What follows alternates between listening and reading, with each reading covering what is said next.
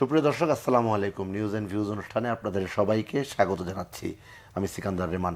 আজ আমাদের সঙ্গে আলোচনার জন্য স্টুডিওতে উপস্থিত হয়েছেন সাবেক সংসদ সদস্য ব্যারিস্টার রুমিন ফারহানা, আর রয়েছেন সাবেক সংসদ সদস্য ডাক্তার হাবিবে মিল্লাত। আপনারা দুজনকেই আজকের আলোচনায় স্বাগত জানাচ্ছি। আলোচনা শুরুর আগে বার্তা কক্ষে যেতে চাই, যেখানে বার্তা সম্পাদক বেনজির আহমেদ রয়েছেন। বেনজির আহমেদ, আপনার কাছে দিনের সবশেষ সংবাদ শিরোনামগুলো জানতে চাই। রেমান, আপনাকে ধন্যবাদ। দিনের সবশেষ বা গুরুত্বপূর্ণ খবরগুলো আমি আপনাকে সংক্ষিপ্তভাবে জানিয়ে দিচ্ছি। রেমান, জামাতে ইসলামী বা জামাতে শিবির রাজনীতি নিষিদ্ধের বিষয় নিয়ে কিন্তু এখন টক অব দ্য কান্ট্রি অর্থাৎ আলোচনা চলছে। এ নিয়ে মঙ্গলবারে কিন্তু মন্ত্রীরা তাদের প্রতিক্রিয়া জানিয়েছেন। সচিবালয়ে আইনমন্ত্রী আনিসুল হক বলেছেন, আজকের মধ্যেই নির্বাহী আদেশে জামায়াত শিবিরকে নিষিদ্ধ করা হবে। অন্যদিকে স্বরাষ্ট্রমন্ত্রী আসাদুজ্জামান খান কামাল বলেছেন, প্রজ্ঞাপনের মধ্য দিয়ে জামাত শিবিরের রাজনীতি নিষিদ্ধ হবে, তবে কখন এবং কোন দিন এই প্রজ্ঞাপন জারি হবে এ বিষয়ে কিন্তু স্বরাষ্ট্রমন্ত্রী কোনো সুস্পষ্টভাবে কিছু বলেনি। মঙ্গলবার সন্ধ্যায় কিন্তু স্বরাষ্ট্র মন্ত্রণালয়ে 7 মন্ত্রী বৈঠকে বসেন জামায়াতের রাজনীতি নিষিদ্ধ সহ সার্বিক পরিস্থিতি নিয়ে। পরে সাংবাদিকদের কথা বলেন তারা। স্বরাষ্ট্রমন্ত্রী আরও জানিয়েছেন, আজ থেকে সকাল 7টা থেকে রাত 8টা পর্যন্ত কারফিউ শিথিল থাকবে রাজধানীতে। পর্যায়ক্রমে কারফিউ তুলে নেওয়া হবে। অন্যদিকে শিক্ষামন্ত্রী বলেছেন, পর্যায়ক্রমে ধাপে ধাপে শিক্ষা প্রতিষ্ঠান খুলে দেওয়া হবে। আর আইসিটি প্রতিমন্ত্রী জুনায়েদ আহমেদ পলক জানিয়েছেন, ফেসবুক এবং অন্যান্য যে সামাজিক মাধ্যমগুলো কবে নাগাদ খোলা হবে এ বিষয়ে আজকে বৈঠক হবে এবং বৈঠকের বিষয় সিদ্ধান্ত নেওয়া হবে। রেমান, এদিকে জামাত এবং শিবিরের রাজনীতি নিয়ে কিন্তু আওয়ামী লীগ এবং বিএনপির মধ্যে পাল্টাপাল্টি বক্তব্য অব্যাহত রয়েছে। বিএনপির পক্ষ থেকে দলের মহাসচিব মির্জা ফখরুল ইসলাম আলমগীর মঙ্গলবার সাংবাদিকদের বলেছেন, কোটা সংস্কার আন্দোলনের যে ইস্যুটা, এটাকে ধামাচাপা দেওয়ার জন্য এবং এই ইস্যুটাকে অন্যদিকে নেয়ার অপচেষ্টা হিসাবেই জামাত শিবিরের রাজনীতির বিষয়টি সরকার সামনে নিয়ে এসেছে। তিনি আরও বলেছেন, এক এক করে নতুন ইস্যুর যে প্রজেক্ট খুলে পড়ছে সরকার। মির্জা ফখরুল ইসলাম আলমগীর অভিযোগ করেছেন, নির্মমভাবে বিরোধী মত দমন করা হচ্ছে, সভা সমাবেশ বন্ধ করা হচ্ছে, এক্ষেত্রে আইনশৃঙ্খলা বাহিনীকে অপব্যবহার করছে সরকার, এই অভিযোগও তিনি করেছেন। অন্যদিকে আওয়ামী লীগের পক্ষ থেকে দলের সাধারণ সম্পাদক ওবায়দুল কাদের বলেছেন, নাশকতাকারী এবং বিভিন্ন অপরাধের কারণেই জামায়াতের রাজনীতি নিষিদ্ধ করা হচ্ছে, যেটা 14 দলের বৈঠকও সিদ্ধান্ত নেওয়া হয়েছে এবং এই কারণেই জামায়াতের রাজনীতি নিষিদ্ধ করা হচ্ছে। যেমন আরেকটি বিষয় হচ্ছে, বাংলাদেশে কোটা সংস্কার আন্দোলন নিয়ে জাতিসংঘ এবং ইউরোপীয় ইউনিয়নের যে উদ্বেগ প্রকাশ করেছে। জাতিসংঘের মহাসচিব অ্যান্তনিও গুতেরেস মঙ্গলবার এক বিবৃতিতে মুখপাত্র বলেছেন, কোটা সংস্কার আন্দোলনকে ঘিরে যে সমস্ত ছাত্রদের উপর যেই পুলিশের অতিরিক্ত বল প্রয়োগ এবং মানবাধিকার লঙ্ঘনের ঘটনা যে খবর প্রকাশিত হয়েছে, এ নিয়ে জাতিসংঘ উদ্বেগ প্রকাশ করেছে এবং তারা বিষয়টি গভীরভাবে পর্যবেক্ষণ করছে। অন্যদিকে ইউরোপীয় ইউনিয়নের পক্ষ থেকে বলা হয়েছে, সহিংসতা এবং হত্যাকাণ্ডের পুঙ্খানুপুঙ্খ তদন্ত দেখতে চায় ইউরোপীয় ইউনিয়ন। সংস্থাটির পররাষ্ট্রনীতি বিষয়ক প্রধান বলেছেন, সহিংসতার সময় যেই ঘটনা যে নিয়ে হত্যা করা হয়েছে, শিক্ষার্থী সহ অন্য যারা শিকার হয়েছে এবং যে হতাহতের ঘটনা ঘটেছে, এগুলোর সুষ্ঠু তদন্ত করে যারা দোষী তাদেরকে বিচারের আওতায় আনতে হবে। রেমান, এই ছিল আমার কাছে সবশেষ তথ্য। ধন্যবাদ জানাচ্ছি বেনজির আহমেদ। আলোচনা শুরু করতে চাই ব্যারিস্টার রুমিন ফারহানা আপনাকে দিয়ে। সাম্প্রতিক ঘটে যাওয়া ঘটনাগুলো যেভাবে বিশ্লেষণ আপনি করেন, জাতিসংঘ এবং ইউরোপীয় ইউনিয়ন কিন্তু গতকাল যে দিনটি পার হয়েছে সেদিন তারা বিবৃতি দিয়েছে, তারা এসব ঘটনার পুঙ্খানুপুঙ্খ তদন্ত চায় এবং মানবাধিকার লঙ্ঘনের কোনো বিষয় ঘটেছে কিনা সে বিষয়টিও তারা জানতে চায়। আপনাকে অসংখ্য ধন্যবাদ। বাংলাদেশে কি ঘটছে এটা সরকার যতই ধামাচাপা দেওয়ার চেষ্টা করুক, সরকার যতই ইন্টারনেট সেবা বন্ধ করে দেখ, সরকার যতই বিশ্ব থেকে বাংলাদেশকে বিচ্ছিন্ন করবার চেষ্টা করুক না কেন, খবরগুলো তো আসলে চাপা থাকে না। শুধু ইউরোপিয়ান ইউনিয়ন কিংবা জাতিসংঘই নয়, আমি দেখছিলাম যুক্তরাষ্ট্র খুব শক্ত ভাষায় বলেছে যে শান্তিপূর্ণ আন্দোলন এবং শান্তিপূর্ণ দাবি আদায়ের যেই প্রসেসটা চলছে বাংলাদেশে, তার সঙ্গে তাদের শক্ত সমর্থন রয়েছে।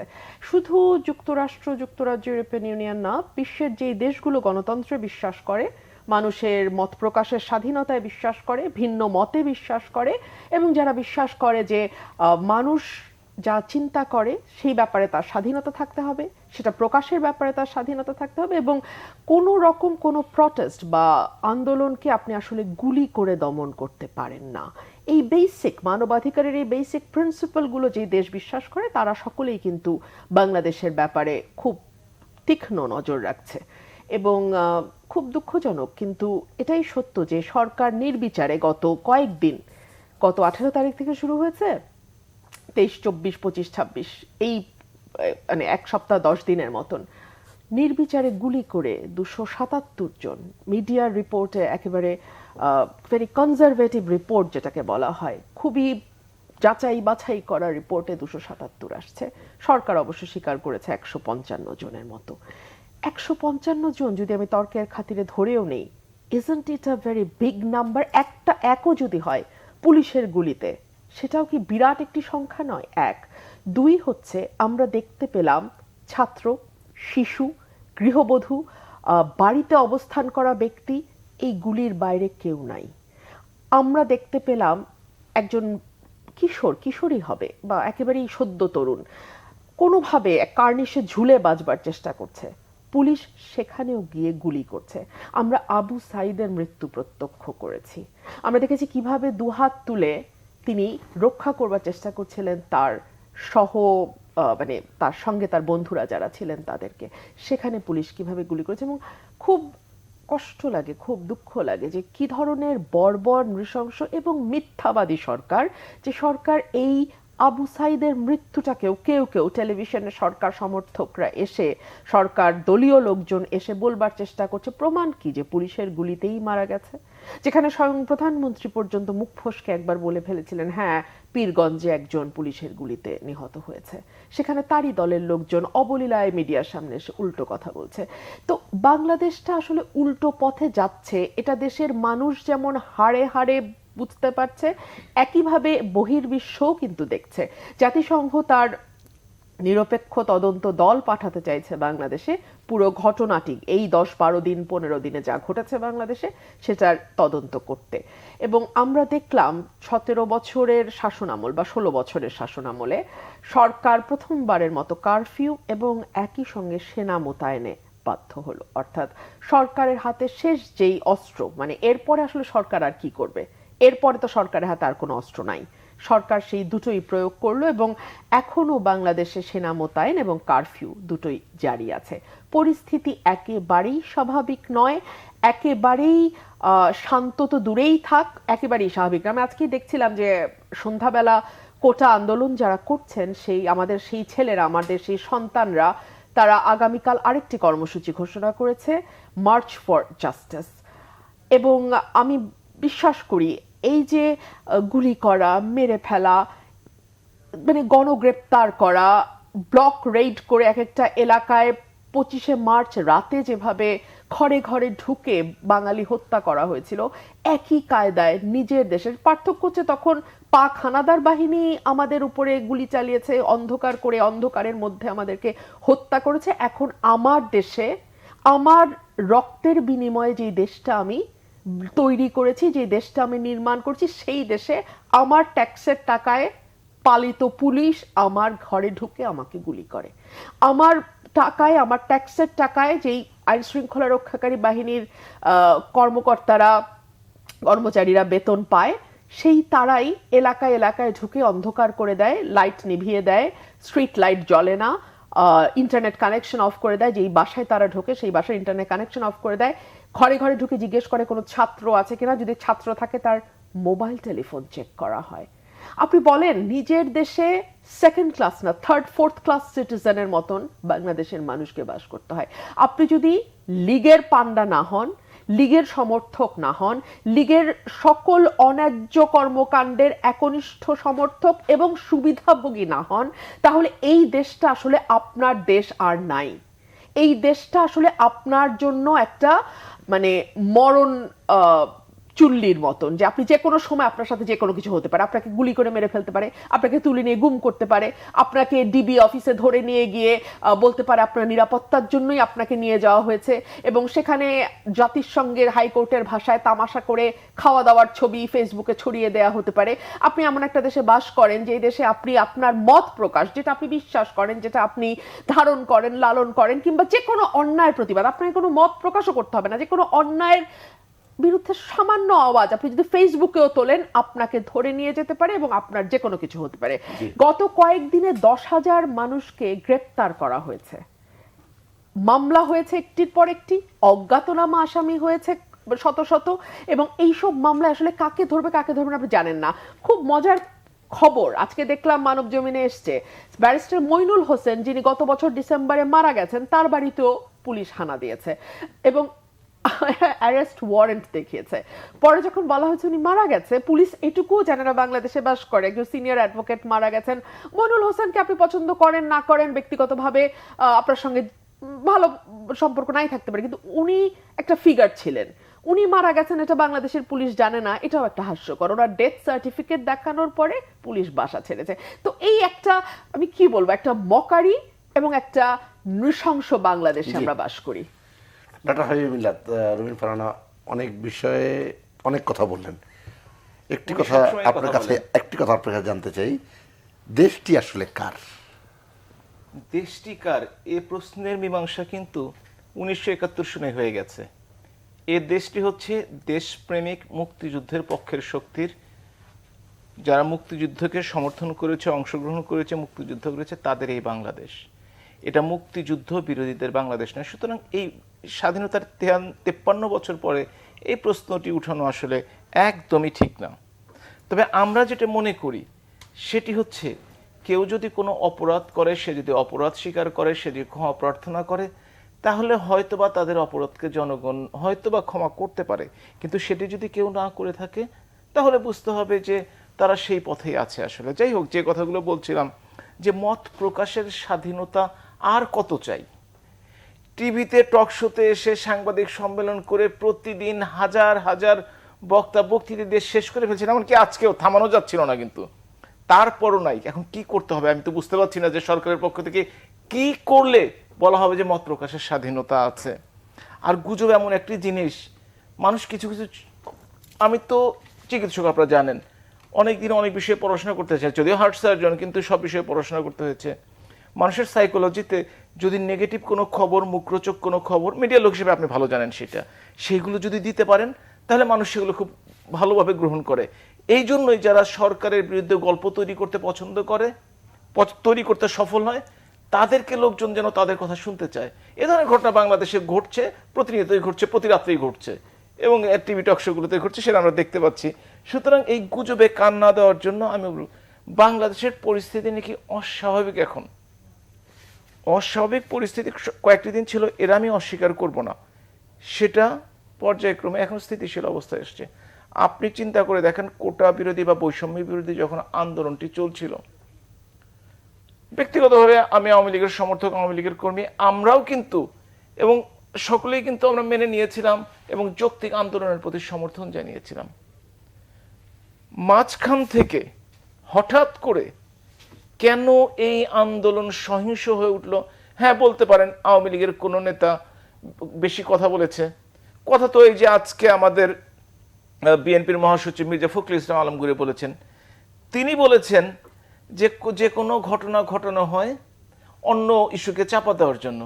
যখন ওই বেনজির, মতিউর কিংবা আবেদ আলীর ঘটনাটি ঘটলো, তখনও কিন্তু তিনি একই কথা বলেছিলেন। আমার মনে হয় ওনার বয়স হয়ে গেছে, উনি এক কথা যে প্রতিদিন বলছেন সেটা উনি মনে রাখতে পারেন না। উনি কিন্তু ওই সময় বলেছিলেন যে কোটা বিরোধী এই আন্দোলন সরকার শুরু করে দিল যাতে ওইগুলো মানুষ ভুলে যায়। আবার উনি কিন্তু সেই কোটা বিরোধী আন্দোলনকেই সমর্থন দিয়ে বসলেন এবং বললেন নৈতিক সমর্থন রয়েছে, এবং আওয়ামী লীগের ছাত্র দল থেকে শুরু করে সবাই সমর্থন দিল। অর্থাৎ নিজেদের যদি কিছু জনগণের জন্য কমিটমেন্ট না থাকে, তখন বিভিন্ন ইস্যুকে সামনে নিয়ে এসে তারা সেই জন্য আন্দোলন করতে চায় এবং কোনোভাবে সরকারকে বেকায়দায় ফেলতে চায়।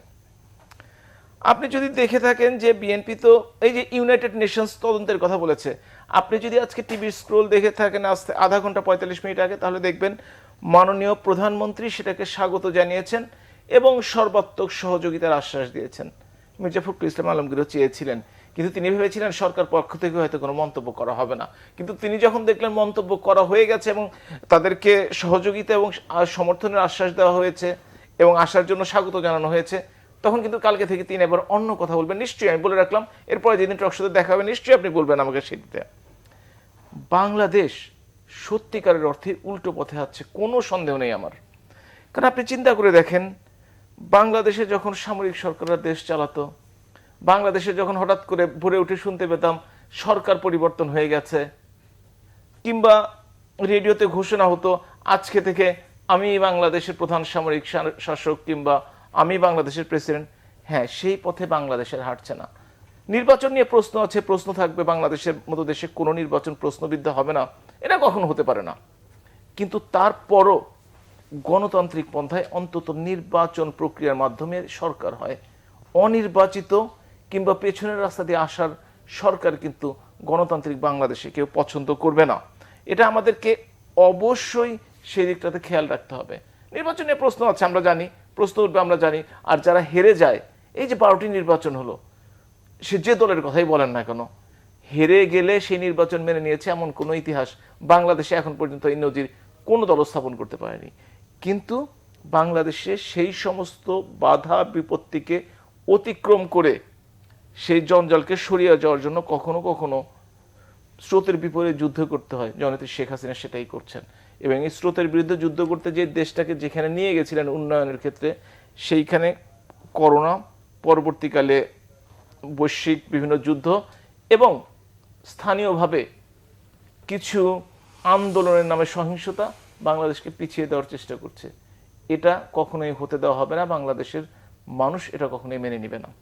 রুমিন ফারহানা একটি বিষয়ে খুব গুরুত্ব দিচ্ছিলেন, যে ব্লক রেড হচ্ছে বিভিন্ন জায়গায় ছাত্রদের বা ওই যে মোবাইল চেকিং টেকিং, এই বিষয়গুলো রুমিন ফারহানা বলছে, বিরোধীরা যারা আন্দোলনরত আছেন তারাও বলছেন। এই বিষয়ে আপনার বক্তব্যটা জানতে চাই। ব্লক রেইডের ব্যাপারে আমি অস্বীকার করবো না, আমি একটা পত্রিকায় পড়েছি। তো আমি আসলে যারা এই রেইডের শিকার হয়েছে তার কারোর সাথে দেখা করার বা কথা বলার কোনো সুযোগ হয়নি, কিন্তু আমি যতভাবে জানি এই কথাগুলো হয়তোবা কোথাও হয়েছে, কোথাও হয়তোবা, আমি জানি না, কিন্তু আমি যখন পত্রিকায় পড়েছি অবশ্যই, এবং বললেন যখন, আমি অস্বীকার করি না। কিন্তু সেটা কয়টি জায়গায় সেটা তো আমাকে জানতে হবে। এই ভূখণ্ডে 18-19 কোটি মানুষের বাস, কয়জনের জন্য এটি করা হয়েছে এবং কয়দিন ধরে করা হয়েছে? এই জাতীয় ঘটনা যদি একটাও হয়, মোবাইল একটাও যদি হয়, সেটা কি সরকারের জন্য বিব্রতকর কিনা? সরকারকে আপনারা আসলে কোন অর্থে দেখেন সেটা আমাদের বুঝতে হবে। আসলে আমরা প্রথমে মনে করি যে জননেত্রী শেখ হাসিনা হচ্ছেন সরকার, না, তিনি সরকার প্রধান। সরকারের বিভিন্ন অঙ্গ রয়েছে, সেই অঙ্গগুলোর কোনো কেউ যদি কোনো অঘটন ঘটায় তখন সবাই বলে সরকার ঘটাচ্ছে। যেমন আপনি ধরুন, আমি খুবই দুঃখিত এবং সত্যিকার অর্থে যখন আমি এই ছবিটি দেখেছি আমার বুক ভেঙে গেছে। এই যে আবু সাইদের যে ছবিটি দেখেছি, যেটা উনিও বলেছেন, আমরা গুলি করতেও দেখেছি। এটা কি সরকার থেকে নির্দেশনা দেওয়া হয়েছে? সরকারের উচ্চ পর্যায়ে নির্দেশনা দেওয়া হয়েছে। আমাদের যে কাজটি করা উচিত, এর একটি সুষ্ঠু বিচার করা উচিত, যেটার জন্য একজন বিচারপতির নেতৃত্বে ইতিমধ্যেই তদন্ত কমিটি গঠন হয়েছে। আপনারা বলতে পারেন যে প্রাথমিক এজাহারে বিভিন্ন ধরনের কাল্পনিক বিষয় যুক্ত করা হয়েছে। যারা এটি যুক্ত করেছে তাদেরও আইনের আওতায় নিশ্চয়ই আসবে এই বিচার বিভাগ তদন্তের মাধ্যমে। কিন্তু যেহেতু বিরোধী দল বিএনপি বা তাদের 63 দলের কোনো ইস্যু নেই নিজেদের জনগণের স্বার্থে, তখন এইগুলোকে তারা বড় ইস্যু বানায়। আমরা মানুষ না, আমরা মানুষের মৃত্যুতে দুঃখিত না। আপনি সেটা 210 বলেন কিংবা 160 বলেন, মানুষ মারা গেছে, আমরা দুঃখিত।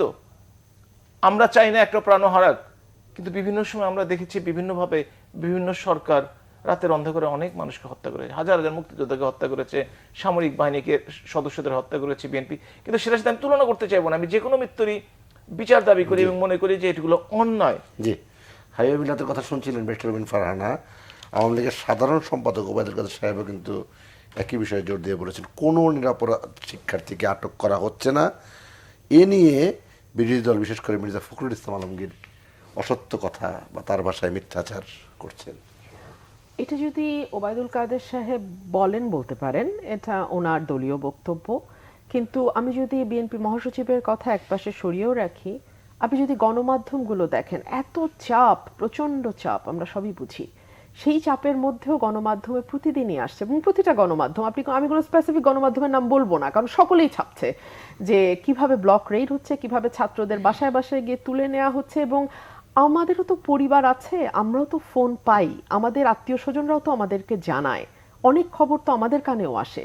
কিভাবে বাসায় গিয়ে গিয়ে ছাত্র আছে কিনা, থাকলে কোথায় পড়ে, কি পড়ে, তার মোবাইল টেলিফোনে কি আছে, এগুলো চেক হচ্ছে। এটা গণমাধ্যমে যেমন আসছে, আমরা যারা বাংলাদেশে বাস করছি আমরা খুব ভালোভাবে সেটা টের পাচ্ছি। আমার ভাই একটি কথা বলেছেন, মুক্তিযুদ্ধের পক্ষের শক্তি শুধু থাকবে বাংলাদেশে। আমি ওনাকে বিনীতভাবে স্মরণ করিয়ে দেই, বাংলাদেশে কিছু আলবদর, কিছু রাজাকার বাদ দিলে বাংলাদেশের যেই আপামর জনসাধারণ তারা প্রত্যেকে মুক্তিযুদ্ধের আমি পক্ষে। কিন্তু আপনাকে এটাই বলতে কিন্তু চেয়েছি। আপনি যদি মুক্তিযুদ্ধের পক্ষ বা মুক্তিযুদ্ধের চেতনা শব্দটি ব্যবহার করে একটির পর একটি নির্বাচন ভোট ছাড়া থাকতে চান, আপনি যদি আপনার গুম বিচার বহির্ভূত হত্যাকে জায়েজ করতে চান, আপনি যদি মানুষের গলা চেপে ধরে দেশে একটা বিভৎস শাসন কায়েম করতে চান, সেটাকে যদি মুক্তিযুদ্ধের চেতনা বলে চালাতে চান, তাহলে ডেফিনেটলি এটার আপত্তি আছে। আমি বেশ কয়েক বছর আগেই আমার মনে হয়েছিল, কিন্তু পরিস্থিতি তো সেরকম ছিল না যে কথাটা আমি বলবো, এই দেশে একদিন সকলে চিৎকার করে বলবে আমরা রাজাকার। সেই দিন কিন্তু আসলো। স্টুডেন্টরা, আমাদের সন্তানরা, আমাদের পরের জেনারেশন যারা, তারা খুব সাহসিকতার সঙ্গে আওয়াজ তুললো, তুমি কে, আমি কে, রাজাকার রাজাকার, কে বলেছে, কে বলেছে স্বৈরাচার স্বৈরাচার। এবং এমন একটা জায়গায় দেশটাকে নিয়ে গেছে আওয়ামী লীগ, এবং মুক্তিযুদ্ধকে এত কুৎসিতভাবে অপব্যবহার করেছে তার রাজনীতির ফায়দা হাসিলের জন্যে, যে এখন মুক্তিযুদ্ধ এবং মুক্তিযুদ্ধের চেতনা কথাটি শুনলেও মানুষ এখন ভয় পেয়ে যায়। এটা হওয়ার কথা ছিল না। আমার, আপনার, আমাদের প্রত্যেকের পরিবার মুক্তিযুদ্ধে কোনো না কোনোভাবে আমাদের অবদান আছে, কোনো না কোনোভাবে আমরা মূল্য দিয়েছি। সুতরাং এই দেশটা আওয়ামী লীগের খাসতালুক, আওয়ামী লীগের পৈতৃক সম্পত্তি যদি আওয়ামী লীগ মনে করে থাকে, সেটার সমুচিত জবাব এই দেশের মানুষ আওয়ামী লীগকে দিবে। এক। দুই হচ্ছে গুজবের কথা এসছে। কোনটি গুজব? আমি আমার ভাইয়ের কাছে খুবই বিনীতভাবে জানতে চাই, এতগুলো প্রাণহানি কি গুজব? মানুষকে ধরে নিয়ে গণগ্রেপ্তার করা হচ্ছে, সেটি কি গুজব? এখন পর্যন্ত 10,000 মানুষের গ্রেপ্তারের যে তথ্য এসছে, সেটি কি গুজব? আমাদের কোটা আন্দোলনের সমন্বয়কদের নিরাপত্তা দেবার নামে ডিবি কার্যালয় আজকে 3 দিন ধরে আটকে রাখা হয়েছে, সেটা কি গুজব? নির্বিচারে গুলি করতে, শুট অ্যাট সাইটের যে অর্ডার আওয়ামী লীগের সাধারণ সম্পাদক দিয়েছিলেন, সেটা কি গুজব? গুজব কোনটা? দুই হচ্ছে, গুজব কখন পাখা মেলে? গুজব পাখা মেলে যখন আপনি অবারিত তথ্য প্রকাশে বাধা দেন। আপনি সেটি বাধা দিচ্ছেন ইন্টারনেট সেবা বন্ধ করে, আপনি সেটি বাধা দিচ্ছেন ব্রডব্যান্ড সেবা বন্ধ করে। খুব মজার বিষয় কি জানেন, সরকারের একটি তথ্য, সরকার যে টালমাটাল এবং সরকার যে অনেকটা দিশেহারা অবস্থার মধ্যে পড়েছে, সেটা সরকারের এক এক সময় এক এক কথা শুনলেই খুব স্পষ্ট বোঝা যায়। শুরু থেকে তারা বলার চেষ্টা করছিল এটা রাজাকারদের একটা ব্যাপার, এটা বিএনপি জামাতের একটি আন্দোলন, বিএনপি জামাত নাশকতা করছে। তখনই আমরা হেসেছিলাম যে বিএনপি জামাতের ঘাড়ে দোষ দিয়ে গত 16 বছর আওয়ামী লীগ পার করেছে, এবং তারা যদি মনে করে এই স্বতঃস্ফূর্ত গণ জোয়ারকে তারা কোনো একটি গোষ্ঠী বা কোনো একটি দলের তকমা দিয়ে আগের মতোই দমন করতে পারবে, তারা খুব ভুলের রাজ্যে বাস করছে। এই আন্দোলনের সাধারণ মানুষের যে স্বতঃস্ফূর্ত সংযোগ, এবং মানুষের খেয়াল করবেন ভয় ভেঙে গেছে।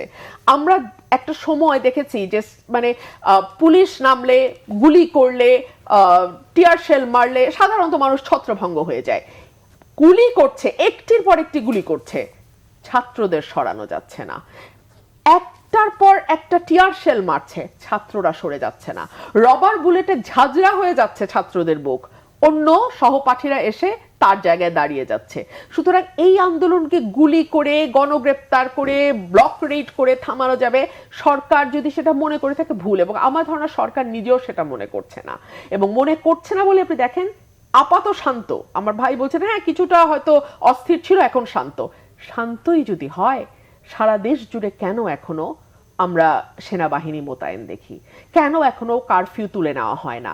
কেন এখনো আমরা ফেসবুকে ঢুকতে পারি না? কেন এখনো ব্রডব্যান্ড কিংবা 4G সেবা, যতই গতকালকে না পরশু বলেছে ছেড়ে দিয়েছে 4G ছাড়ে নাই ভাই।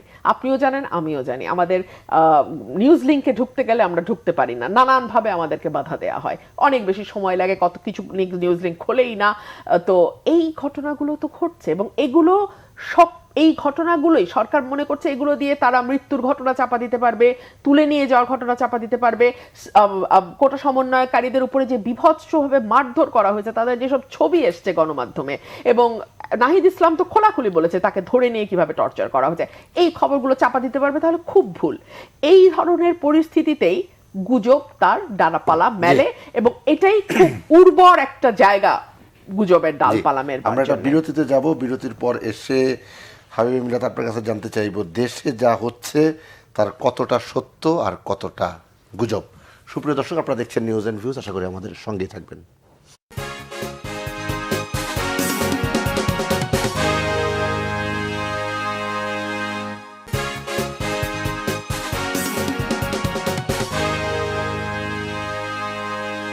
সুপ্রিয় দর্শক, বিরতির পর নিউজ এন্ড ভিউজ আরও একবার স্বাগত জানাচ্ছি। আমি সিকান্দার রেমান। ডক্টর হাবিব মিলাত, বিরতির আগে আপনার কাছে প্রশ্ন রেখেছিলাম দেশে যা হচ্ছে তার কতটা সত্য আর কতটা গুজব। আমি আসলে গুজব নিয়ে কথা বলতে চেয়েছিলাম এই কারণেই যে যখন মানুষ সরাসরি পরাজিত হওয়ার সম্ভাবনা দেখা দেয় কিংবা জয়ী হতে পারবে না, তখন তারা মানুষকে বিভ্রান্ত করার জন্য বিভিন্ন ধরনের গুজব ছড়ায়। আমি গুজবের কথা বলেছি, বুঝে শুনেই বলেছি। আমি কিন্তু বলি নাই যে শুট এট সাইট ডিক্লেয়ার করা হয় না, আমি কিন্তু বলি নাই একবারও। কিংবা আমি কিন্তু বলি নাই যে ইন্টারনেট বন্ধ হয়ে যায় না, আমি কিন্তু বলি নাই একবারও। কিন্তু আমি যে কথাটা বলতে চেয়েছি সেটা হঠাৎ করে সারা বাংলাদেশ থেকে ফোন আসা শুরু হলো, বিএনপির চেয়ারপারসন বেগম খালেদা জিয়া নাকি মারা গেছেন। এই গুজবটি ছড়িয়ে দেশে মানুষকে উত্তেজিত করে সহিংসতাকে উস্কে দেওয়ার চেষ্টা করা হলো। আবার কেউ কেউ ছড়ালেন মাননীয় প্রধানমন্ত্রী দেশ ছেড়ে চলে গেছেন, আওয়ামী লীগকে দুর্বল হয়ে গেছে, এখন জোরালোভাবে সন্ত্রাসী কর্মকাণ্ডগুলো করে তাদেরকে আরো দুর্বল করে দাও। এগুলো হচ্ছে গুজব। গুজব হচ্ছে প্রথম দিন কেউ মারা যায়নি, কিন্তু আমি ফেসবুকে দেখতে পেলাম, তখন ফেসবুক বন্ধ হয়নি, যে এইখানে এটা মারা গেছে এবং লাশ। কালকে একজন লাশ দেখলাম, একটা পুলিশের লাশ পড়ে আছে, মাথার সামনে এতগুলো ইট, রক্ত দাও। পরে চেক করে পরে তারাই কতক্ষণ পরে শুনলাম যে ওটা নাকি আমাদের দেশেরই না এবং আশেপাশের বাড়িগুলো আমার দেশের না। সুতরাং এইগুলো হচ্ছে গুজব, মানুষ যে সুযোগগুলো নেয়। আমি কিন্তু ইন্টারনেট বন্ধ দেওয়া হতে সত্যিকার অর্থে যোগাযোগ ব্যবস্থা বন্ধ হয়ে গেছিল, কোনো সন্দেহ নেই। ব্যবসা বাণিজ্যের কিছুটা ক্ষতি হয়েছে, এটা তো কোনো সন্দেহ নেই। কিন্তু এই মুহূর্তে যদি এই সিদ্ধান্তগুলো না নেওয়া হতো, প্রাণহানির, রাষ্ট্রীয় সম্পদ যেভাবে ধ্বংস হচ্ছিল, তাতে হয়তোবা অন্য ধরনের ঘটনা ঘটতেও পারত। আমি সরকার পরিবর্তনের কথা বলছি না, আমি ধ্বংসাত্মক কর্মকাণ্ডের কথা বলছি। কারণ বাংলাদেশ আওয়ামী লীগ সরকার এত দুর্বল সরকার না যে এই 2-4টা মেট্রো রেল পুড়িয়ে কিংবা বিটিভি ভবনে আগুন জ্বালালে পালাবে। এটা বিএনপির সরকার না, যেটা 96 সনে ঘটেছিল, কিংবা জেনারেল এরশাদের সরকার না, যেটা 90 সনে ঘটেছিল। সুতরাং সেইটা নিয়ে আমরা চিন্তা করি না। আমরা যেটা চিন্তা করি, সেনাবাহিনীকে নামানো হয়েছে, তাদেরকে বলা হয়েছে, নির্দেশনা দেওয়া হয়েছে শুট এট সাইট। এটা মানুষকে অন্যায় কর্মকাণ্ড থেকে বিরত। বলেন আজকে পর্যন্ত এই যে আওয়ামীরা রাস্তায় আছে, একটা মানুষকে গুলি করে মেরেছে আমি শুনেছেন কখনো? কখনো পুলিশের বিরুদ্ধে শুনেছি, কিন্তু আর্মির বিরুদ্ধে এখন পর্যন্ত শুনিনি। সুতরাং আপনাদেরকে চিন্তা করে দেখতে হবে কোন সময়টি সঠিক সিদ্ধান্ত কখন নিতে হয়, এটা মাননীয় প্রধানমন্ত্রী জানেন, এবং জানেন বলেই এই যে আর্মি আসার পর থেকেই দেশে শান্তি শৃঙ্খলা অনেকখানি ফিরে এসছে এবং অনেকাংশে স্বাভাবিক হয়ে গেছে। এখন কথাটি হচ্ছে যে আর্মি নামানোর প্রয়োজন হলো কেন? ছাত্র আন্দোলনের জন্য কিন্তু আর্মি নামানো হয় নাই। যখন দেখা গেল মানুষ মারা যাচ্ছে, একজনের পর একজন, রাষ্ট্রীয় সম্পদ ধ্বংস হচ্ছে প্রতি মুহূর্তে মুহূর্তে, এবং সুযোগ সন্ধানের রাস্তায় নেমে গেছে, আর্মি নামানোর কোনো বিকল্প ছিল না। তবে আর্মি নামানোই কিন্তু শেষ কথা নাই। এরপরও কিন্তু অনেকেই বলেন আইসিইউ, অনেকেই বলেন এই ভেন্টিলেটরের কথা, লাইফ সাপোর্টের কথা। আমি কালকে ওটা শুনেছিলাম, কেউ একজন বলছিল আসলে আমি তো কার্ডিয়াক সার্জন, ওই লাইফ সাপোর্ট আর আইসিইউ নিয়েও জীবনের অধিকাংশ সময় কাটিয়েছি। সুতরাং লাইফ সাপোর্ট এবং শুধুমাত্র ভেন্টিলেটরই আইসিইউর একমাত্র চিকিৎসা না। আইসিইউতে সেটা না, সে চিকিৎসা নাও হতে পারে, বিভিন্ন ধরনের চিকিৎসা পদ্ধতি আছে। আমাদের কিন্তু ধরেন বাংলাদেশে অনেক দেশে আমরা দেখেছি, ইন্দিরা গান্ধীকেও দেখেছি আমরা, যে তারা 144 ধারা জারি করেছিল, জরুরি আইন জারি করেছিল। এইসব কিন্তু বাংলাদেশে হয় নাই। আইসিইউ সম্বন্ধে যাদের আইডিয়া মানে আমার মতো নাই, তারা বলবে যে ওই পরবর্তী ধাপে তারা হয়তো ইতিমধ্যে আইসিইউর পেশেন্টকে মেরে ফেলার চেষ্টা করা হচ্ছে, কিন্তু আরো কিন্তু অনেক কিছু আছে, সেটা আমরা দিয়ে কাজ করতে পারি। যাই হোক, যে কথা বলছিলাম যে গুজব, আপনি গুজব কতটা সত্য, কিছু কিন্তু অবশ্যই সত্য, কোনো সন্দেহ নেই, কিন্তু সেগুলো গুজব না, সেগুলো সত্য। গুজব সবসময় গুজবই, আর গুজব ডালপালা ছড়ায় বিভিন্নভাবে। জি, বৈষম্য বিরোধী ছাত্র আন্দোলনের 6 সমন্বয়ক সহ ডিবির হাতে আটক সব শিক্ষার্থীদের মুক্তিতে 24 ঘন্টা আলটিমেটাম দিয়েছে বিক্ষুব্ধ নাগরিক সমাজ। এই বিক্ষুব্ধ নাগরিক সমাজ কারা? টিআইবি নির্বাহী পরিচালক ইফতেখারুজ্জামান, আসিফ নজরুল, ডক্টর শামসুল হুদা শিক্ষক, আরেকজন শিক্ষক ডক্টর সামিয়া লুৎফা, গীতিয়ারা নাসরিন, অধ্যাপক মির্জা তাসনিম এবং রেজওয়ানা হাসান। এ বিষয়ে আপনার বক্তব্য জানতে চাই। প্রথমত যে 6 জনকে নিয়ে যাওয়া হয়েছে, আমি মনে করি তাদের বাবা মার কাছে দিয়ে দেওয়া উচিত। তাদের বাবা মার কাছে তারা নিরাপদে থাকুক, ভালো থাকুক, তারা তাদের কর্মকাণ্ড করে থাকুক। কারণ বাংলাদেশে একটি আইন শৃঙ্খলা বাহিনীর হেফাজতে একান্তই যদি থাকার প্রয়োজন হয়, তখন তাদের বাসায় পাহাড়ের ব্যবস্থা করা যেতে পারে, সেটা হতে পারে। আর যে কথাটি বলেছেন, যারা বিবৃতি দিয়েছেন তারা বাংলাদেশে এই প্রথম বিবৃতি দিচ্ছে না। বাংলাদেশে সেদিন একটা হুমায়ুন আহমেদের একটা গল্প পড়ছিলাম, তো বললো যে স্বাধীনতা যুদ্ধের সময় তো সেদিন এই স্বাধীনতার বিরুদ্ধে, এই মুক্তিযুদ্ধের বিপক্ষে 74 জন বিভিন্ন শিক্ষকের নামে বিবৃতি দেওয়া হয়েছে। তা বলে বাংলাদেশের বুদ্ধিজীবীরা, শিক্ষক সমাজ, তারা বিবৃতি দিতে পছন্দ করেন। আর যাদের নাম বললেন সবাইকে আমি চিনি না, তবে যাদেরকে চিনি তাদের গত 8-10 বছর দেখে আসছি, তো 10 বছর তারা আওয়ামী লীগের পক্ষে এ পর্যন্ত একটি শব্দ উচ্চারণ করেনি, এবং যে কোনো ঘটনা ঘটলেই তারা আওয়ামী লীগকে কিভাবে বিপদে ফেলানো যায় সেই ব্যাপারগুলোতে তারা সিদ্ধহস্ত। সুতরাং তারা কি বললো না বললো সেটা নিয়ে খুব একটা আলোচনা করার আছে বলে মনে নয়। কারণ তারা যদি সবসময় সত্যকে নির্ভীকভাবে প্রকাশ করত, সমালোচনা করত, ভালো কাজকে প্রশংসা করত, হয়তোবা তাদেরকে আমরা মনে করতাম তাদের বিবৃতির কোনো দাম আছে। কিন্তু বিবৃতি যখন দলীয় তকমা লাগানো কেউ বলে থাকেন, সেই বিবৃতি দলীয় টিআইবিরও দলীয় তকমা আছে। বদিউজ্জামান জনাব, জি, উনি তো ইফতেখারুজ্জামান, ওনারা অনেকে একই ধরনের। তো উনি আজকে পর্যন্ত, আপনি স্মরণ করার চেষ্টা করেন, গত 10 বছরে এই সরকারের একটি ভালো কথা, ভালো আওয়ামী লীগ ক্ষমতা ছিল, বিএনপি থাকলে বিএনপিটাই বলতো না, সবসময় না, আওয়ামী লীগ ভালো কাজ করে নাই, একটি ভালো কাজ করে নাই। সেটা কি ট্রান্সপারেন্সি দিয়ে দেখতে পারে না? তারা যদি ট্রান্সপারেন্ট হয়ে থাকেন তাহলে কি পারবেন না তারা? আপনি বলেন যে পারবে কিনা? একটা ভালো কাজও কি আওয়ামী লীগ আজকে পর্যন্ত করে নাই?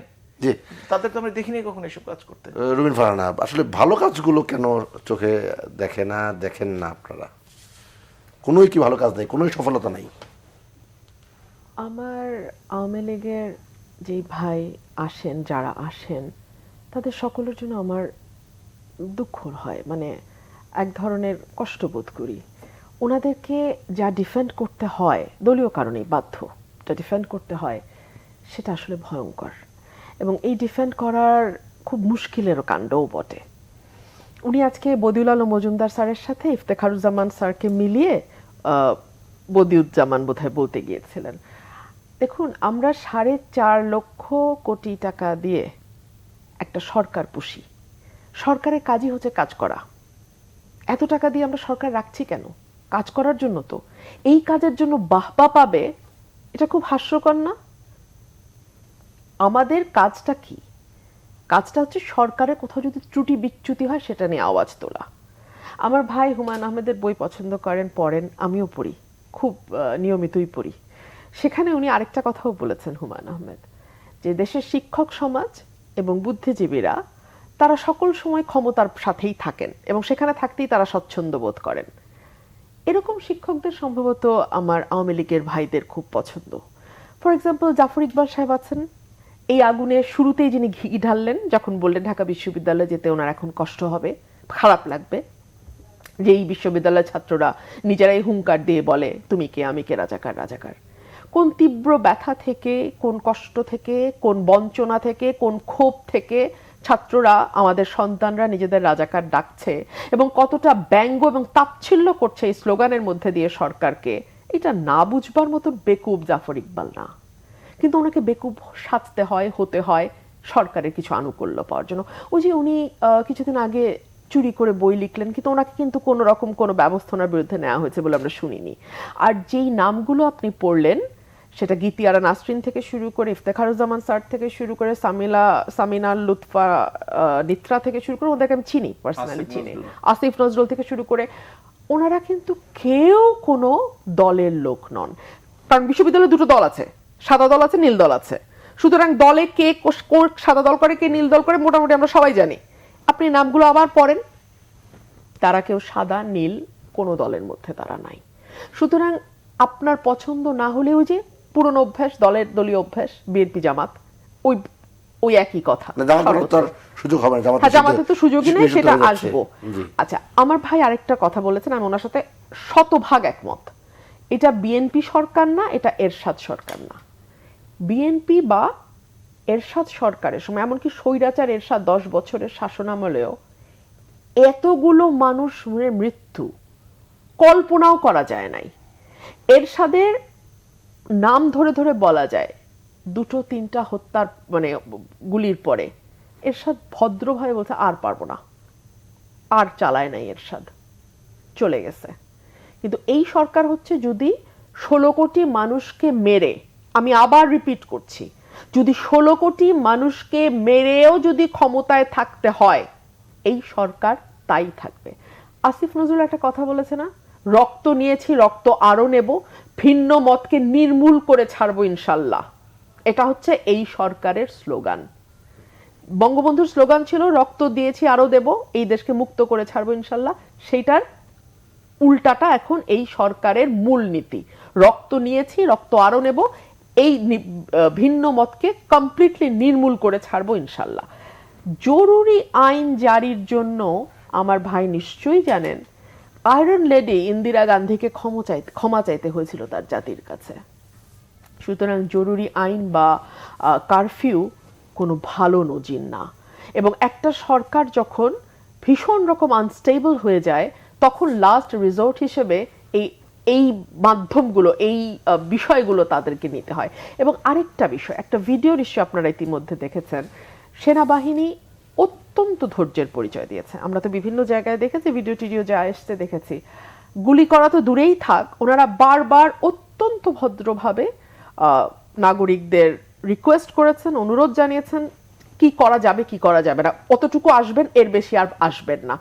অত্যন্ত ভদ্রভাবে ওনারা তাদের দিয়েছেন। এবং আমি দেখছিলাম, কোন এলাকা আমি জানি না, ওটা আসেনি, ভিডিও দেখছিলাম, এই মুহূর্তে দরকার সেনাবাহিনীর সরকার। বাংলাদেশের মানুষ এই স্লোগান দিচ্ছে কার সময়ে? শেখ হাসিনার সময়, যিনি কথায় কথায় দাবি করেন যে সেনাবাহিনী বা স্বৈরশাসক সরিয়ে গণতন্ত্র বাংলাদেশে আনা নাকি তার বিরাট কৃতিত্ব। এবং এই গণতন্ত্র এমনই গণতন্ত্র যেখানে মধ্যরাতে নির্বাচন হয়। এই গণতন্ত্র এমনই গণতন্ত্র যেখানে নিজ দলের সাথে নিজ দলের, মানে কি বলবো, প্রার্থীর সাথে দামি প্রার্থীর মারামারি করে, মানে ইলেকশন খেলা খেলে সংসদে 300 আসন আওয়ামী লীগের হয়ে যায়। এটা এমনই একটা নির্বাচন তারা করে, যে নির্বাচনে 154টা আসনে কোনো ভোটের দরকার হয় না। মানে নির্বাচনটাকে কমপ্লিটলি তামাশায় পরিণত করার যে পুরা কৃতিত্ব, এটা আওয়ামী লীগ রেজিম দাবি করতে পারে। হাবিব মিলাদ, যেখানেই যান না কেন নির্বাচন টেনে আনবেন, অনেকগুলো ইস্যু টেনে আনবেন যেগুলোতে মর্মজ্বালা বিএনপির মধ্যে আছে, এবং আমরা প্রত্যেকটা টক শোতে সেগুলো দেখিয়ে নিয়ে আসলে বেশি কথা বিএনপি বলা যাবে না। মহাসচিব ও সংবাদ সম্মেলনে সবশেষ গতকাল দুপুরে বলেছেন যে এই সমস্যাটি আসলে রাজনৈতিক সমস্যা, রাজনৈতিকভাবে সমাধান করতে হবে, এজন্য অবাধ, সুষ্ঠু, গ্রহণযোগ্য নির্বাচন দরকার। এটি কোনো সামাজিক আন্দোলন থেকে সমস্যাটি শুরু হয়েছে, পরে এটি সন্ত্রাসী আন্দোলনে রূপান্তরিত হয়েছে। এর মধ্যে কোনো রাজনৈতিক সম্পর্ক নেই। কোনো রাজনৈতিক দল এখন পর্যন্ত কি স্বীকার করেছে যে তারা এইসব কর্মকাণ্ডের সাথে জড়িত? যদি রাজনৈতিক হতো তাহলে নিশ্চয়ই রাজনৈতিক দল স্বীকার করতো, আজকে পর্যন্ত কোনো রাজনৈতিক দল স্বীকার করেনি। সুতরাং এটাকে রাজনৈতিক আন্দোলন বলে বলাটা বা দাবি করাটা ওই সেই দাবি যেটা প্রথমেই বললাম, যে কোনো কিছু হলে তাদের ঘাড়ে সুযোগ সুবিধা নেওয়ার জন্য আমরা সেটার পিছনে ঘুরবে। আপনি চিন্তা করে দেখেন, কে কোথায় কে স্লোগান দিল, সেইটা নাকি সারা বাংলাদেশের মানুষের মনে দাগ কাটবে। কে কোথায় বলেছে যে সেনা শাসনের সরকার দরকার, হয়তোবা কেউ তৈরি করেই বলেছে, কিংবা ফেসবুক থেকে কেউ গুজব ছড়ানোর জন্য নিজেই সেগুলো। আজকাল তো ফটো এডিট করা, ভিডিও এডিট করা কোনো ব্যাপারই না। তবে আমরা এই কথা আমি কিন্তু এর আগেও বলেছি যে আজকে পর্যন্ত এখন পর্যন্ত সেনাবাহিনী কিন্তু বলতে দেখতে শুনবেন না যে একটা গুলি করেছে, একটা খারাপ ব্যবহার করেছে। বরঞ্চ গতকাল আমি টিভিতে দেখেছি তাদের সাজোয়াজানের পাশে সেনাবাহিনী দাঁড়ানো, তার সামনে ছাত্ররা আন্দোলন করছে কোন একটি বিশ্ববিদ্যালয় বা বরিশালের দিকে কোথাও আমি দেখেছি কালকে। সুতরাং সে নিয়ে তো আমাদের কথা নেই। কথাটি হচ্ছে যে এই যে বিভিন্ন ধরনের স্লোগান আজকাল বিরোধী দল, কোন রঙের দলে নাকি আসিফ নজরুল নাই। উনি কি নাই কোনো দলে? না, উনি তাদের মুখপাত্র, ওনার থাকার দরকার নাই। উনি তাদের ইলেকশন হয়তো করেননি, কিন্তু ইলেকশন না করলে পুরো সাপোর্টটা সবসময় প্রত্যেকটি ইলেকশনে সবসময় দেওয়া হয়, ওনার সাপোর্টই আমরা দেখতে পাই। এবং উনি তো বিএনপির কোনো কমিটিতে না থাকলেও বিএনপির সবচেয়ে বড় সাপোর্টার আমরা জানি। এবং আজকে তো প্রথম করে বলার দরকার নেই ব্যাপারে কোনো। কাজ করার জন্য কাউকে বাহবা দিবেন না, সরকারের নির্দিষ্ট পরিমাণ কাজ করতে হবে। কথাটা সত্য যে সরকারকে কাজ করতে হবে। তো বাংলাদেশের জনগণ তো বিচার করে যে জাতীয় পার্টির 9 বছর, বিএনপির প্রায় 17 বছর, আওয়ামী লীগের 25 বছরের কাছাকাছি কে কি কাজ করেছে, কে দেশের মানুষকে শান্তিতে রেখেছে, স্বস্তিতে রেখেছে। মানুষ হিসাব করে এবং মানুষ হিসাব করে কাজ করে। এই জন্য ছাত্রদের আন্দোলনে লাখ লাখ লোক মাঠে নামে, বিএনপি কিংবা তার সমমনাদের দলের আন্দোলনে মাঠে লোক পাওয়া যায় না। অনুষ্ঠান শেষ পর্যায়ে আমরা যেটি আমাদের বার্তা সম্পাদক শুরুতে বলছিলেন যে নির্বাহী আদেশে জামাত শিবিরের রাজনীতি নিষিদ্ধের একটা প্রক্রিয়া চলছে, আজকে এটা হয়তো নির্বাহী আদেশটা আসবে। রুমিন ফারহানা, আপনি এই বিষয়ে বলতে চেয়েছিলেন। সরকার কোনো রকম কোনো ভিন্ন মত রাখবে না। আপনি দেখুন, জামাত নিষিদ্ধ হবে, জামাত নিষিদ্ধ হবে, দীর্ঘদিন ধরে সরকার বলে এসছে। ঠিক যখন কোটা আন্দোলনটা পুরো দেশে দাবানলের মতন ছড়িয়ে পড়েছে, তখন হঠাৎ করে নির্বাহী আদেশে কেন এই জামাত নিষিদ্ধ করতে হলো? 1, 2 হচ্ছে দেশের মানুষ সিদ্ধান্ত নেবে কোন দলকে তারা ভোট দেবে, কোন দলকে তারা দেবে না। এটা তো সরকার তার নির্বাহী আদেশ দিয়ে ঠিক করতে পারে না যে কোন দল রাজনীতি করবে, কোন দল রাজনীতি করবে। এটা তো নির্বাহী আদেশের বিষয় হতে পারে না। 3 হচ্ছে জামাতকে আপনি যুদ্ধাপরাধের দায়ে দায়ী করছেন। যুদ্ধাপরাধের বিচার তো আপনিই করেছেন বলে আপনি নিজে দাবি করেন। আপনি দাবি করেন যে আপনি ফাঁসিগুলো দিয়েছেন। কিভাবে দিয়েছেন, কোন বিচারিক প্রক্রিয়া দিয়েছেন, সেগুলো নিয়ে অনেক প্রশ্ন আছে। এই প্রশ্ন আর আমি আজকে এই শর্ট সময়ে তুললাম না, কিন্তু আপনারই ভাষ্য অনুযায়ী আপনি বিচার করেছেন। তাহলে এখন যারা জামাতের সঙ্গে যুক্ত তারা তো যুদ্ধাপরাধের সাথে কোনোভাবেই সম্পৃক্ত হতে পারে না, তাহলে আপনি তাদের নিষিদ্ধ করছেন কেন? 3, 4 হচ্ছে যখন জামাত নিষিদ্ধ সংগঠন ছিল না তখনও আমরা দেখেছি জামাত শিবির তকমা দিয়ে কিভাবে বিশ্ববিদ্যালয়গুলোতে পিটিয়ে মানুষ মারা হয়েছে। আবরার তার একটা উদাহরণ। আমি তখন সংসদে বলেছিলাম যে এই সরকার জেনোসাইডের একটা লক্ষণ হচ্ছে আপনি একটা গোষ্ঠী, একটা গ্রুপ অফ পিপল যারা একটা বিশ্বাস করে, একটা চিন্তাধারা লালন করে, তাদেরকে আপনি ডিমিন করবেন, ডিফেম করবেন, সাব হিউম্যান হিসেবে দেখানোর চেষ্টা করবেন এবং করে আপনি তাদের উপরে যাচ্ছে তাই রকমের টর্চার চালাবেন। জামাতকে কিন্তু এই কয় বছর সরকার তাই করেছে। নিষিদ্ধ হওয়ার আগেও তারা কোনো ছেলেকে গণরুমে গিয়ে পিটাইতে হবে, মারতে হবে, খুন করতে হবে, তাকে শিবির তকমা দাও, তাকে জামাত তকমা দাও, এই করে করে তারা এইটা এখন তাদের অস্থি মজ্জা রক্তে ঢুকে গেছে। এই যে দেখুন, না হলে আমাদের 3rd, 4th প্রজন্ম, হ্যাঁ, যারা কোটা আন্দোলন করছে, বিশ্ববিদ্যালয় কলেজের ছাত্ররা, তাদেরকে প্রধানমন্ত্রী রাজাকারের নাতিপুতি বলে কোথা থেকে? তার মানে ব্রেইনের কোথায় তাদের চিন্তা যে আমার সাথে যে নেই তাকেই আমি মুক্তিযুদ্ধের বিপক্ষ শক্তি বলবো, রাজাকার বলবো, রাজাকারের নাতিপুতি বলবো, রাজাকারের বাচ্চা বলবো, মানে যাচ্ছে তাই। এবং এই তকমাটা দিয়ে আপনি তার উপরে যে কোনো হওয়া অন্যায়কে ন্যায্যতা দিবেন, যে কোনো হওয়া অপরাধকে জায়েজ করবেন এবং আপনি এমন একটা অবস্থা তৈরি করবেন যে তার সাথে আপনি যাচ্ছে তাই করতে পারেন, তার কোনো বিচার পাওয়ার, তার কোনো ন্যায় পাওয়ার কোনো অধিকারী তার নাই, অর্থাৎ সে বাংলাদেশের নাগরিকই না। ডাক্তার হাবিব মিল্লাত, প্রথমত মাননীয় প্রধানমন্ত্রী যে কথাটি বলেছেন উনি কিন্তু গত পরশু সেটা একদম ক্লিয়ার করেছেন এবং আমরা তার স্পষ্টভাবে শুনেছি তিনি কি বলেছেন রাজাকারের বাচ্চা কিংবা নাতিপুতি সম্বন্ধে। এবং উদ্দেশ্যমূলকভাবে কেউ প্রশ্নটি করেছিল, সেই উত্তরটি তিনি দিয়েছেন। পরবর্তী বলেছেন যে আমি যে কথাটি বলেছি সেটা বিভিন্নভাবে সঠিক ব্যাখ্যা না করে জনগণকে এই যে গুজব, এটাই তো গুজব, এইটাই তো মানুষকে উস্কানি দেওয়া, এটাই তো মানুষকে রাগিয়ে তোলা যে তোমাদেরকে সবাইকে রাজাকার ডেকেছে তারা বাদ দিয়ে। উনি বলেন নাই। আমাদের উচিত ছিল মিডিয়াগুলোর যে ওই ক্লিপটি দেখানো যে উনি কি কথাটি বলেছেন। উনি বলেছেন মুক্তিযোদ্ধার নাতিপুত্রীরা পাবে না রাজাকার নাতিপুত্রীরা পাবে, এই ধরনের কথাই বলেছেন কিন্তু উনি। সুতরাং তার অর্থ না রাজাকারের নাতিপুতি তিনি বলেছেন, বরঞ্চ যে কাজটি হয়েছে, ছাত্ররা যে 95% দাবি করেছিল 5% কোটা, সেটা এখন দেখেন 93-তে আসলেও আপনি বলেন মুক্তিযোদ্ধারা তো 5% কোটায় কখনোই চাকরি পাবে না, তাদের চাকরির বয়স অনেক আগেই শেষ হয়ে গেছে, তাদের সন্তানরাও কিন্তু চাকরির বয়স সীমা পার করে দিয়েছেন। সুতরাং হয়তো 2-4 জন থাকতে পারেন।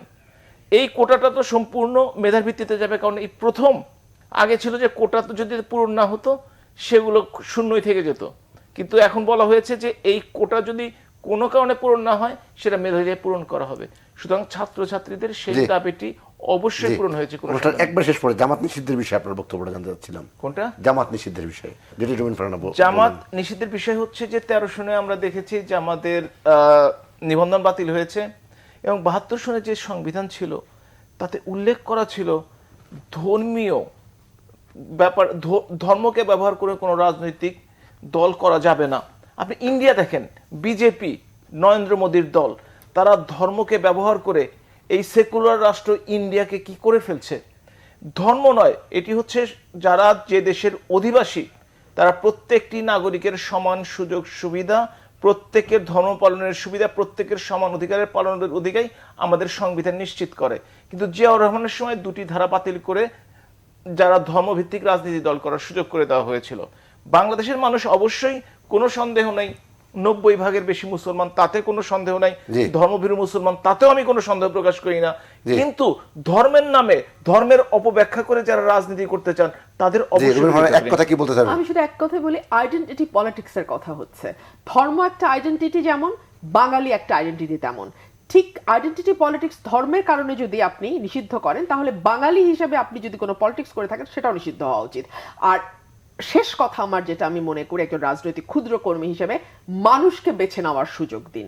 তারা যদি মনে করে তারা ধর্মভিত্তিক রাজনৈতিক দলকে বেছে নেবে, ভোট দেবে, ক্ষমতায় বসাবে, বাংলাদেশের মানুষের সেই অধিকার শতভাগ আছে। সেই অধিকার কেড়ে নেওয়ার কোনো অধিকার আপনার নাই। বাংলাদেশের মুক্তিযুদ্ধের চেতনা কিন্তু সে কথাটি বলে না।